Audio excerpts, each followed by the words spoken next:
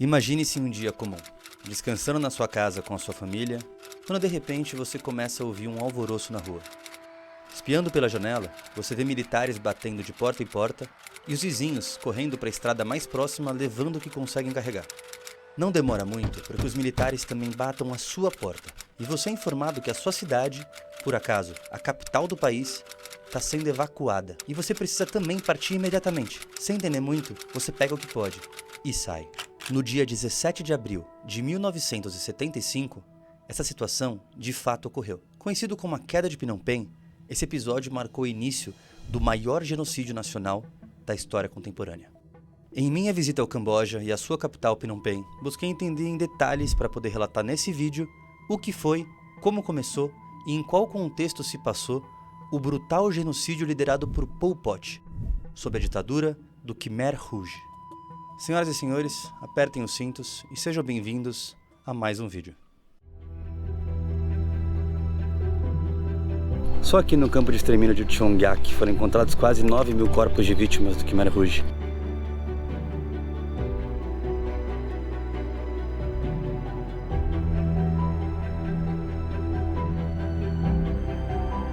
Uma taxa de mortalidade de mais de 99% das pessoas que passavam por aqui.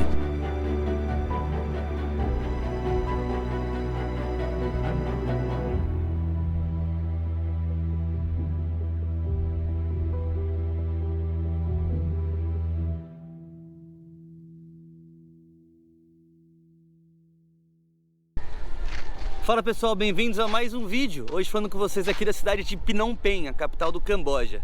E aqui que vai ser o cenário do vídeo de hoje. Tentando explorar um outro lado do termo viajar pra mim. Vocês que devem estar acostumados aí a ver vídeo de viagem, de experiências diferentes, de aventuras, de repente de lugares paradisíacos e lindos. Enfim, eu acho que viajar também vai no sentido de você conhecer a identidade de um país e entender como o mundo realmente foi formado, né? Foi moldado como a gente conhece hoje, em loco.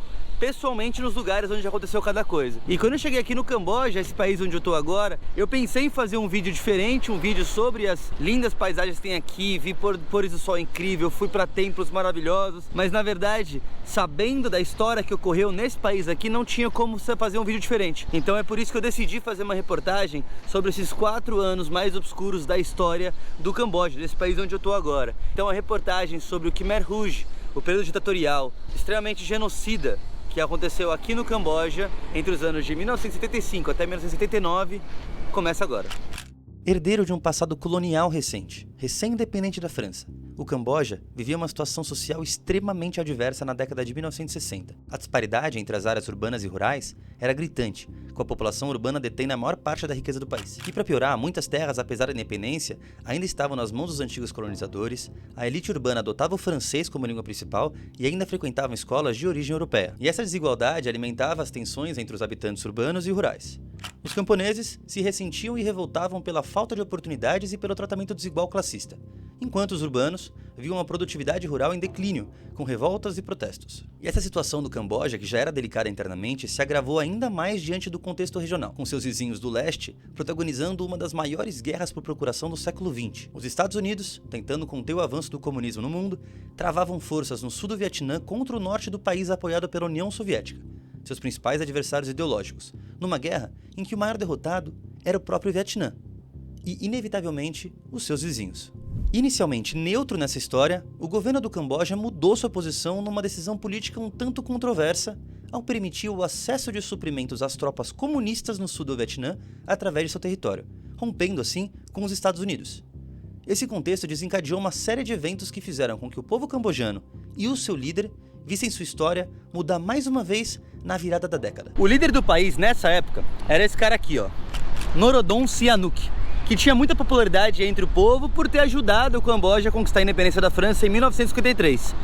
Mas ele, de forma ingênua, foi passar férias na Riviera Francesa em 1970, quando foi informado que seu primeiro-ministro, Lon Nol, liderou um golpe de estado contra ele, com apoio militar e financeiro dos Estados Unidos e depois sua liderança à frente do país. Lon Nol estabeleceu o que foi chamado de República do Khmer dia 18 de março de 1970, consolidando assim uma aliança total com os Estados Unidos. Essa aliança incluiu a concessão de territórios para a construção de bases militares americanas próximo à fronteira vietnamita, levando o Camboja a abandonar de vez sua posição neutra e entrar plenamente na Guerra do Vietnã. Nesse momento, as forças comunistas do Vietcong no Vietnã, do Pathet Lao no Laos e especialmente do Partido Comunista Chinês uniram-se para apoiar e patrocinar uma nova facção insurgente, visando liderar uma revolução contra o recém-estabelecido ditador Lon Nol.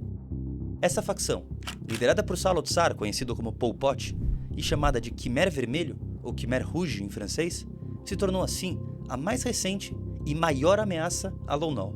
Mas o populismo desse governante, Lon Nol, se limitou só aqui à cidade de Phnom Penh. Na verdade, toda a parte rural do país, os entornos da cidade, ainda eram muito fortes pro lado desse cara aqui, de Sihanouk, que era a parte mais da esquerda do espectro político. E então, percebendo o contexto extremamente favorável, Pol Pot estabeleceu uma forte aliança com Norodom Sihanouk, ganhando cada vez mais apoio e poder na região rural do Camboja ao longo dos anos seguintes. Esse período foi marcado por uma intensa guerra civil entre o governo pró-americano e as milícias rurais organizadas e lideradas pelo Khmer Rouge, que ganhava força apoiando-se no discurso revolucionário comunista. De acordo com eles, o comunismo na Ásia prometia o fim das guerras de classe, além de eliminar as forças imperialistas europeias na região e as pessoas que se beneficiavam delas. Esse discurso, somado ao devastador número de mortes civis causadas pelos bombardeios americanos durante a Guerra do Vietnã em território cambojano, conquistou o apoio da maioria da população do Camboja, que passou a se vestir de vermelho. Assim, após 5 anos de conflitos e com a influência americana enfraquecida no Vietnã, a República Khmer viu seu líder Lon Nol fugir do país, o que marcou o fim de suas esperanças de resistência. Isso abriu caminho em Phnom Penh para a marcha revolucionária que mudaria para sempre a história do país. Em 17 de abril de 1975, o Khmer Rouge assumiu o poder do Camboja.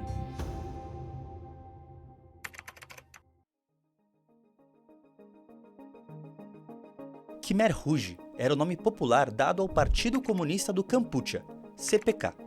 O termo Khmer refere-se à etnia predominante do povo cambojano, enquanto Rouge significa vermelho em francês. Posicionado na extrema esquerda do espectro político, a cor vermelha era uma alusão ao comunismo numa tentativa de alinhamento aos grupos de mesma ideologia na região, mas em contexto posterior, também pode ser associada ao sangue derramado por eles. Sa Lot Sar, sob o alias revolucionário de Pol Pot, abreviação de Politique Potentielle, potencial político em francês, era o homem à frente do Khmer Rouge. Transformando o país num estado de partido único, a sua ideia principal era de purificar completamente o seu país sob linhas raciais, sociais e políticas. Acreditando firmemente na ideia de autarquia, um modelo baseado na completa autossuficiência, Pol Pot visava construir uma sociedade agrícola igualitária e socialista que se desenvolveria rapidamente em uma sociedade comunista, livre de impurezas ocidentais herdadas da época colonial e da urbanização capitalista, as quais ele culpava pela distribuição desigual da riqueza. E para alcançar esse objetivo, ele defendia a reconstrução do país do zero, por meio de uma revolução rápida e eficiente. Isso exigia se livrar de todos aqueles que representassem alguma ameaça aos seus planos. E, infelizmente, para ele e os soldados do Khmer Rouge, a expressão se livrar significava eliminar. É sempre melhor ir longe demais do que não ir longe o bastante.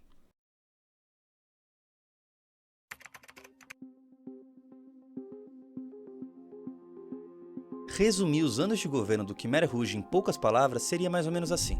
Toda a população, sem exceção, é enviada para os campos para trabalhar e participar de uma sociedade igualitária baseada na agricultura. Aqueles que se recusam ou discordam dessa ideologia, além de todos aqueles que representem uma ameaça, no critério por eles criado, são eliminados. Assim, ainda nesse 17 de abril, quando os soldados do Khmer Vermelho, apoiados por praticamente toda a classe rural cambojana, forçaram a evacuação dos soldados americanos e do governo de Lon Nol e marcharam ovacionados para o centro da capital Phnom Penh, o ANCAR, como era conhecido o regime, imediatamente colocava em operação o seu plano de governo. Apenas algumas horas após a tomada da capital, o ANCAR forçou o êxodo urbano, ordenando que a maioria da população da capital e de outras cidades se dirigisse ao campo.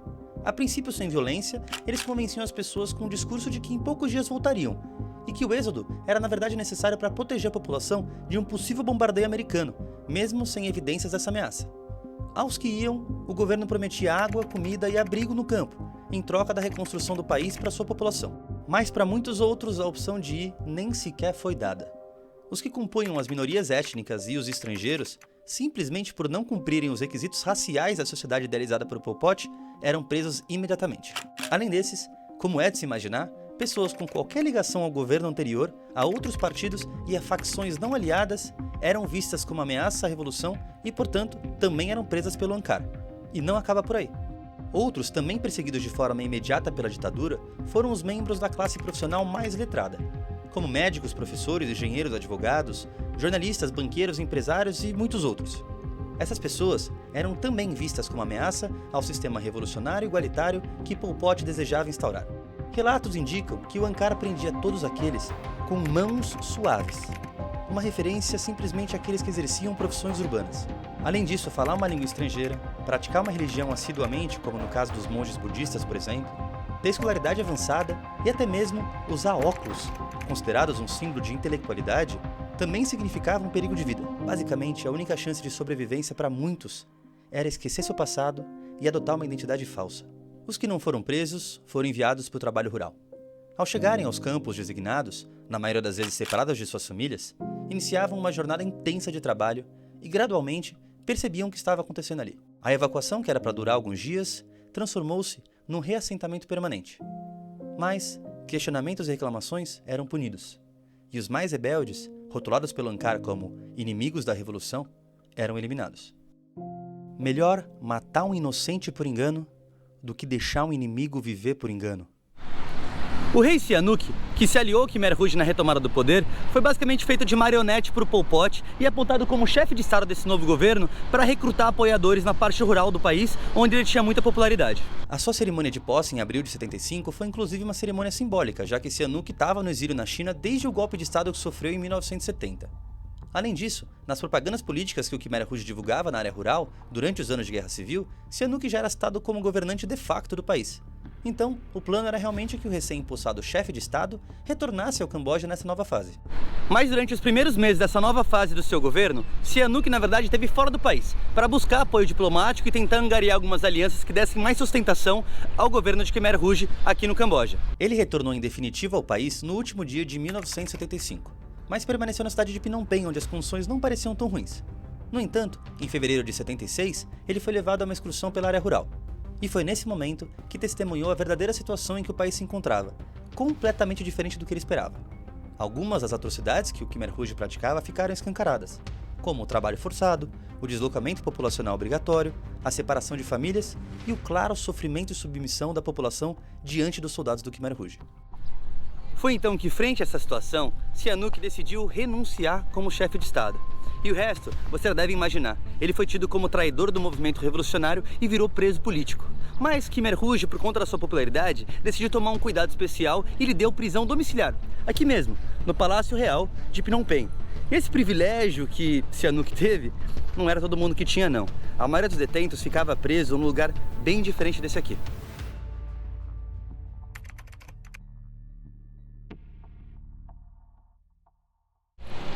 Com uma política de exterminar apenas aqueles que fossem contra a revolução, como isso de alguma forma aliviasse a crueldade do regime, por ser na cabeça deles uma justificativa, o Khmer Rouge abriu diversos centros de detenção para interrogar aqueles que na cabeça dele também eram suspeitos.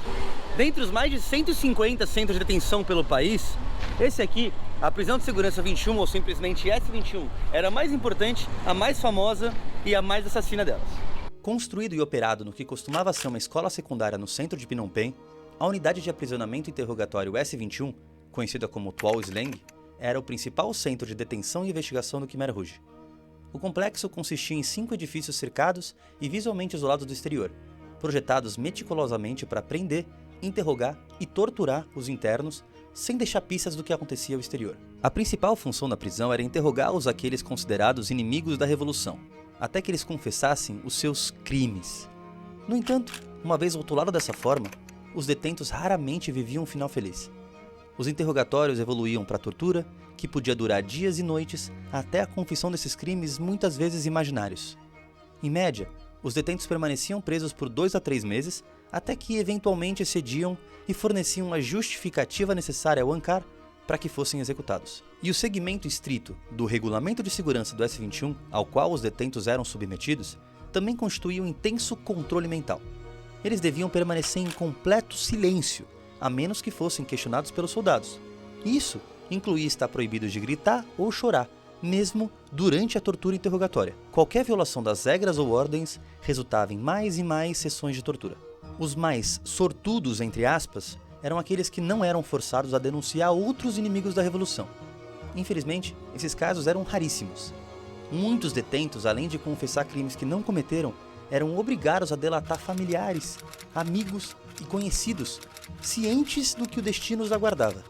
O S-21 era o lugar onde pessoas inocentes eram forçadas repetidas vezes a entregar outras pessoas inocentes às mãos brutais do Ankar.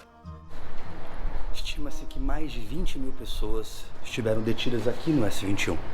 Mas, por conta dos arquivos serem deletados e apagados assim que o Vietnã expulsou as tropas do Khmer Rouge aqui de Phnom Penh, é muito difícil se precisar o número. Mas já se sabe que houve pelo menos 12 sobreviventes. 12 entre os 20 mil que estiveram por aqui. Uma taxa de mortalidade de mais de 99% das pessoas que passavam por aqui. Um desses sobreviventes se chamava Chiang Mai. Chiang Mai foi levado à prisão em outubro de 78, acusado de ser um espião interno em um dos campos de plantação de arroz.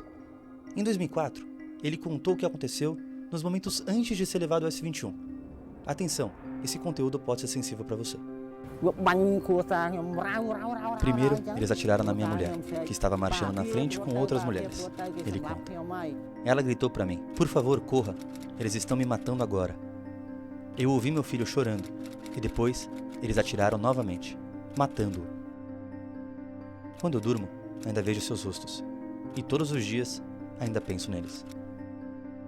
Chiang Mai era mecânico e só sobreviveu por causa de suas habilidades em consertar máquinas de costura para os soldados do S-21. Mesmo assim, ele vive até hoje carregando o fardo da culpa de ter sido forçado a delatar outras dezenas de pessoas inocentes durante o período em que sofreu tortura, que se estendeu por mais de 12 dias e noites seguidas.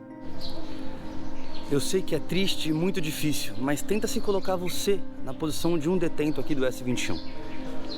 Você era obrigado a confessar crimes que muito provavelmente você não cometeu. E se você não fizesse isso, você era torturado dia e noite, até você confessar esse crime. Pensando na cabeça dos soldados do Khmer Rouge, se você já viu aqui e viu as atrocidades que eles cometem, eles não podem deixar você sair. Essa era a cabeça deles. Então você, como detento, sabia disso, você sabia que você não ia sair. Mas mesmo assim você tinha que confessar um crime que você não cometeu. E mais que isso ainda, dá pra julgar aqueles que delatavam as famílias, os amigos, para não ser torturado, para não ser exterminado? O que você faria nesse lugar?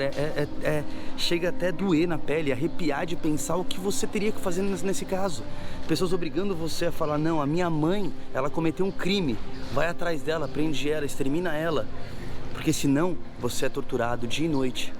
Chega um momento que as pessoas simplesmente colapsavam e se rendiam. E mais uma vez, dá para julgar elas? O que você faria nesse lugar? Muitas pessoas, cansadas de serem torturadas em vão, simplesmente cediam e inventavam histórias aleatórias para pôr fim ao sofrimento. Um caso emblemático é o do neozelandês Kerry Hamill, capturado em 78 pelo Khmer Rouge depois que uma tormenta levou seu barco acidentalmente para as águas cambojanas enquanto velejava a próxima costa da Malásia. Kerry foi detido pelo Ankar sob a acusação de ser um espião da CIA, a Agência Central de Inteligência dos Estados Unidos. Kerry foi torturado por 2 meses até protagonizar um último ato de ironia e resistência. Sem ver saída, decidiu ceder, e na sua carta de confissão, antes da execução, o neozelandês afirmou que o Coronel Sanders, o rosto e fundador da rede de fast food KFC, era seu superior na CIA. Ele até usou o número de telefone de sua casa como código de operação da agência e mencionou repetidamente o nome Esther, o que provavelmente foi a forma de enviar uma mensagem de amor e desespero à sua mãe Esther.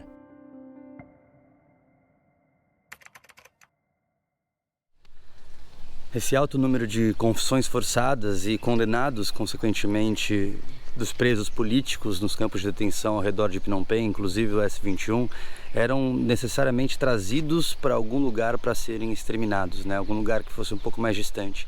E a maioria dos campos de detenção aqui no redor de Phnom Penh, eram todos dos condenados nesses campos de detenção, eram trazidos para esse lugar aqui onde eu estou agora, que é um campo de extermínio chamado de Chongak. É o principal campo de extermínio aqui conhecido no Camboja, e onde tem algumas histórias que eu vou contar para vocês que são realmente bem chocantes. Sem dúvida esse é um dos lugares mais pesados, assim, com a energia mais pesada que eu já visitei. E hoje é um memorial muito encorajado a se visitar pelo governo de Camboja e por outros, enfim, para as pessoas que querem de alguma forma prevenir que episódios como esse aconteçam novamente ao redor do mundo. A cerca de 17 quilômetros ao sul de Phnom Penh, encontra-se o infame campo associado à Operação do S-21, designado pelo Khmer Rouge para execuções em massa. Chongak é o mais conhecido entre os mais de 300 campos de extermínio utilizados durante a segunda metade da década de 1970 aqui no Camboja. Só aqui no campo de extermínio de Chongak foram encontrados quase 9.000 corpos de vítimas do Khmer Rouge. Mas acredita-se, na verdade, que cerca de 20.000 pessoas foram exterminadas aqui. E o principal monumento em memória dessas pessoas é essa grande estupa que foi criada e na qual foram alocados mais ou menos 5.000 crânios das vítimas aqui encontradas. A estupa budista erguida no centro do campo de extermínio foi construída para ser o marco do que hoje é o memorial. Dentro dela, fileiras de crânios classificados e organizados, todos encontrados aqui no campo de extermínio de Chongak. Grande parte desses exibem evidências de ferimentos causados pelo que parece ser golpes de machados, martelos ou facões, sugerindo a brutalidade do que pode ter acontecido por aqui. Infelizmente, nem toda morte era feita da forma menos dolorosa possível. As balas eram caras. Então, os soldados do Khmer Rouge tinham que inventar uma forma mais barata de se matar tanta gente como traziam para cá. E aqui, assim que o Khmer Rouge foi expelido aqui da cidade de Phnom Penh, eles acharam nesse lugar aqui, nesse campo de extermínio, nessa localização, vamos dizer assim, um armário cheio de ferramentas que eram usadas para matar, como machetes, como machados, como martelos, enfim. Todas as ferramentas que vocês podem imaginar para conseguir matar uma pessoa e não gastar tanto dinheiro porque era gente demais. Ao todo, mais de 30 covas comunitárias foram descobertas aqui no Chongak, contendo restos mortais, pertences e roupas. Relatos indicam que, antes de serem executados, muitos dos condenados eram forçados a cavar a própria cova, nesse caso literalmente.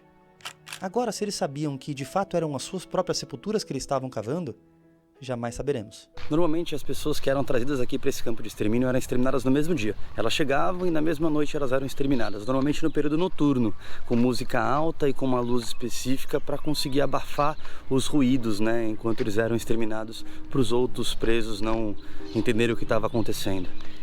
Mas no auge do Khmer Rouge, onde mataram mais gente, que foi em 78, chegavam aqui por dia 300 pessoas e os soldados não tinham capacidade de matar tanta gente assim um dia só. Então eles até fizeram uma construção que ficava aqui nessa região para, vamos dizer assim, armazenar as vítimas enquanto elas não podiam ser exterminadas. No momento que decidiam exterminar elas eram levadas para aquele local lá, que obviamente eu não posso falar aí com a câmera naquele local por respeito ao que aconteceu. Elas eram levadas por ali, onde ficavam as covas comunitárias e compartilhadas, onde elas eram, enfim, exterminadas. E se você acha que a essa altura do vídeo já testemunhou o suficiente e não pode imaginar algo pior sobre o que aconteceu aqui durante essa época, saiba que eu compartilhava desse mesmo sentimento enquanto eu percorria o campo de extermínio.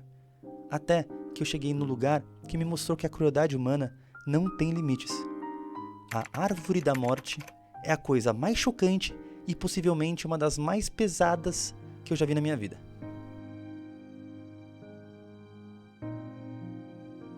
Muitas lágrimas inundaram meu rosto enquanto eu me aproximava com o estômago revirado, ouvindo a história dessa árvore. A maneira mais simples de explicar é dizendo que ela era usada como instrumento para executar bebês e crianças pequenas. A maneira como eles realizavam essa monstruosidade é explicada no áudio tour, inclusive com detalhes gráficos, nos indicando marcas visíveis na superfície da madeira. É algo que me faz jamais conseguir compreender como um ser humano é capaz de fazer. Só nos resta, de certa forma, reunir forças para agradecer que esse pesadelo não se prolongou ainda mais. E assim, se torna também interessante entender como foi que o Khmer Rouge acabou por também cavar a própria cova.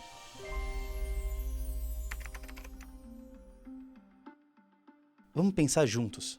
As pessoas da cidade, forçadas a trabalhar no campo, naturalmente não sabiam como exercer essas atividades. E os principais livros e materiais de instrução que os ajudariam no aprendizado foram destruídos. A queda na produção resultava em escassez de comida, que, por sua vez, trazia fome e doenças. Mas não havia médicos para ajudar a tratá-las, pois foram presos ou executados. Assim, o sistema agrícola passou a sofrer um declínio produtivo exponencial. Por sua vez, os líderes das comunas com maus resultados eram repreendidos pelos seus superiores e frequentemente acusados de agir contra o Ankar, uma vez que o plano, na visão da cúpula do Khmer Rouge, era infalível. Isso levou a mais um problema que inevitavelmente teria efeito dominó. Os líderes começaram a esconder os maus resultados das colheitas. As pessoas doentes eram acusadas de traição por fingirem enfermidades e eram exterminadas. Muitos começaram a roubar e esconder comida e, quando descobertos, eram acusados de ir contra o regime igualitário, sendo também exterminados. E pessoas famintas eram executadas em flagrante, entre aspas, ao tentar comer grãos de arroz caídos no chão, os quais não eram designados a elas. O sistema foi gradualmente se enfraquecendo e tornando-se insustentável. O ano de 1978 foi marcado por um aumento considerável no número de mortes em relação aos anos anteriores, especialmente entre os soldados e oficiais do próprio Khmer Rouge. Muitos deles, ao ver o extermínio e o sofrimento que estavam propagando, começaram a se arrepender e, ao se rebelarem e se recusarem a exercer suas atividades, também eram executados. No final desse ano, o regime estava em pura paranoia. Oficiais entre si se delatavam para autoproteção e qualquer ação diferente da esperada era motivo de prisão e execução. Pelo menos 4 oficiais de altíssimo escalão foram executados nos últimos meses do regime. Muitos outros agiam numa espécie de inércia, executando e matando apenas para evitar suas próprias mortes. O regime começou a se autodestruir. Enfraquecido, dividido internamente e sem o poder e influência que costumava exercer sobre o povo, o Khmer Rouge foi pressionado pelas tropas vietnamitas, um povo e grupo étnico intensamente perseguido pelo Ankar, com o qual haviam desenvolvido vários atritos nos anos anteriores. Pol Pot se retirou de Phnom Penh com seus poucos aliados e se estabeleceu nas florestas do oeste do país, próximo à fronteira tailandesa. No dia 7 de janeiro de 1979, o Camboja se viu, finalmente, livre do Khmer Rouge.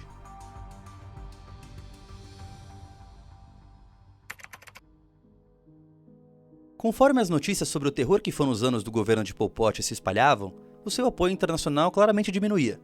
E gradualmente os demais países passaram a reconhecer o novo governo cambojano como legítimo. Pol Pot decidiu continuar a lutar uma guerra de guerrilha por muitos anos, tentando recolocar o seu partido no poder, mas não teve sucesso. Em 1998, antes de falecer de ataque cardíaco e sem nunca ter enfrentado a justiça, afirmou numa entrevista que sua consciência estava limpa e que tudo o que fez foi pelo seu país.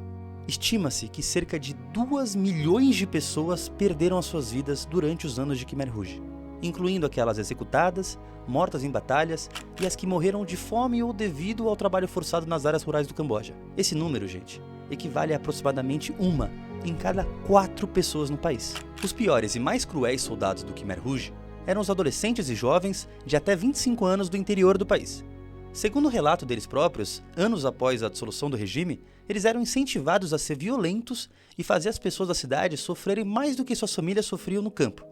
Eles praticamente sofreram uma lavagem cerebral e foram doutrinados para viver a ideologia comunista e servir ao Estado, acreditando que basicamente todos da cidade eram inimigos, ou inimigos potenciais. E além das perdas humanas, o país claramente foi devastado econômica, política e socialmente. A infraestrutura destruída e o sistema educacional completamente dizimado atrasaram ainda mais a recuperação econômica do país, que já seria difícil. A população ficou profundamente traumatizada. O Camboja ainda luta todos os dias para se recuperar completamente dos horrores vividos durante o regime do Khmer Rouge. Até hoje, pessoas vinculadas ao Khmer Rouge são julgadas, e há diversos casos em que os réus são absolvidos pelo Tribunal Especial do Camboja por terem cometido ações apenas para protegerem a si mesmos. Atualmente no país, não há ninguém que tenha abertamente relação ou declare apoio ao Khmer Rouge. Mussolini, Pinochet, Mao Tse-tung, Enver Hoxha, Joseph Stalin, até mesmo Costa e Silva, famoso pelo AI-5 no Brasil, e ainda o mundialmente odiado Adolf Hitler. Todos esses líderes ditatoriais têm até hoje seus admiradores e seus seguidores. Pol Pot, no entanto, é a única figura histórica mundialmente desprezada de forma unânime. E nos deixou nada mais do que uma imensa mancha na história e uma gigante lição do que não se deve ser feito. Fala pessoal, um pouquinho aqui à frente do tempo, eu vim aqui só dar um recadinho pra vocês, porque esse vídeo provavelmente vai contra algumas diretrizes do YouTube por ser um conteúdo bem sensível e por isso ele não vai ser monetizado. Então se você acha que esse vídeo te ajudou de alguma forma e quiser contribuir de volta só para compensar essa falta de monetização, eu vou agradecer muito. Aqui embaixo tem algumas maneiras de ajudar. A primeira delas e mais fácil é inscrever-se no canal para fazer ele cada vez crescer mais, mas também se você tiver interesse em doar alguma quantia um pouco mais significativa, tem a opção do Valeu aqui. Você pode me dar desde um cafezinho até uma quantia mais significativa para conseguir compensar as despesas desse vídeo e continuar claramente a fazer o canal ficar melhor, de equipamentos, etc, para conseguir entregar informação e entretenimento sempre para você. Eu agradeço você ter ficado aqui até o final desse vídeo. Não foi fácil, foi uma revisão histórica de informações muito importantes, mas eu acredito que o material final tá incrível. Se você gostou, deixa o seu like, comenta mais uma vez e vamos se ver no próximo vídeo com mais informação, entretenimento ou viagem, enfim, o que vocês gostam de ver aqui. Até a próxima. Valeu!